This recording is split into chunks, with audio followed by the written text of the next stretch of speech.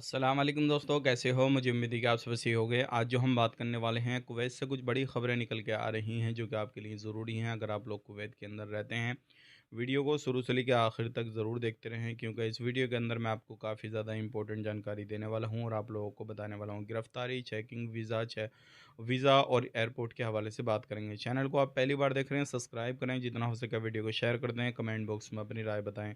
सबसे पहली खबर की तरफ बढ़ते हैं, जो बड़ी खबर आ रही है निकल के। अगर आप सफ़र करने वाले हैं और कहीं की आपने फ़्लाइट बुक कर रखी है पहले से, ऑलरेडी 2-4 दिन आपकी फ़्लाइट में बाकी हैं, तो अभी मौसम विभाग की तरफ से अपडेट दिया जा रहा है कि मौसम ख़राब हो सकता है, हाल ही में हो सकता है 2 दिन, 4 दिन, 5 दिन इस तरीके से। तो आपकी जो फ़्लाइट है, अगर है तो उसका शेड्यूल ज़रूर चेक करें और एक बार कॉल करके कन्फर्मेशन ज़रूर लें। तो आप इस चीज़ का ख़ास करके ध्यान दीजिएगा, चाहे कोई बंदा आने वाला हो या आप सफ़र करने वाले हों, तो इस चीज़ का ख़ास करके ध्यान दें। बात कर लेते हैं यहाँ पे अगली खबर की तरफ। जो अगली खबर आ रही है निकल के, ये भी इम्पोर्टेंट है आप लोगों के लिए। अगर आप लोग कुवैत के अंदर रहते हैं तो किसी भी भाई बंदों को बुलाना चाहते हैं तो एक चीज़ का ध्यान रखें। अगर किसी को भी बुलाना चाहते हैं और जो वीज़ा इशू कराते हैं, तो आप ऐसा वीज़ा इशू ना कराएं कि कफ़ील के पास से काम अलग दूसरी जगह जाके कर रहे हैं, कहीं दूसरी मतलब तीसरी जगह जाके काम कर रहे हैं। तो ऐसे ही कुछ लोगों को गिरफ़्तार किया गया है।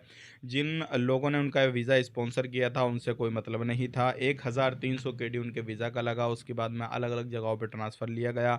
अलग-अलग जगहों पे वो लोग काम कर रहे थे, उसके बाद में पता ये लगा कि वो लोग पकड़े गए और पकड़ने के बाद में अब उनको डिपोर्ट कर दिया जाएगा। तो जितना पेमेंट भी आप वहाँ पे लगा रहे हैं, कुछ भी कर रहे हैं किसी भी तरीके से, तो वो आपका पेमेंट बिल्कुल ज़ाया जाएगा।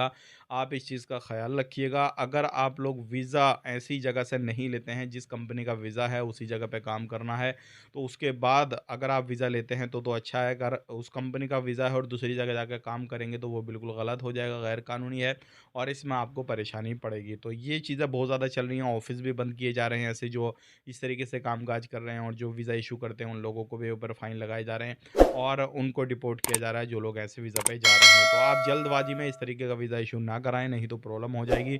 आज के लिए इतना ही। वीडियो देखने का बहुत-बहुत शुक्रिया। चैनल को सब्सक्राइब कर लें। आप अपना ख़्याल रखें, अपनी फैमिली और ख़्याल रखें। Take care, bye-bye.